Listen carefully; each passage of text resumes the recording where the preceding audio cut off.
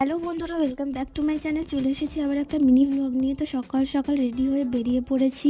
কলকাতা যাচ্ছি একটু স্কিনের ডাক্তার দেখাতে হসপিটালে। আর এই 6টার সময় দেখেছো গেদে লোকালে কত ভিড়। মা আর মাসির সাথে যাচ্ছিলাম। আর এই দেখো এখানে আমরা শিয়ালদা স্টেশনে নেমে গেছি। নেমেই আমার মা আর মাসি এখানে একটু চা খেয়ে নিল। আর তারপরে আমরা এখানে বাস ধরে একদম ট্রপিক্যাল হসপিটালের সামনে নেমে যাই। এই যে এটা ট্রপিক্যালের 8 নম্বর গেট।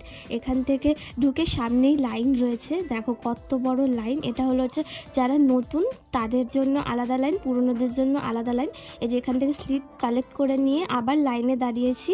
তো ভেতরে ওপিডিতে ফাইনালি ঢোকার চান্স পেলাম। আর সামনে এই যে ডাক্তার বসে রয়েছে। আমি এখন অপেক্ষায় আছি আমার টাইম কখন আসবে।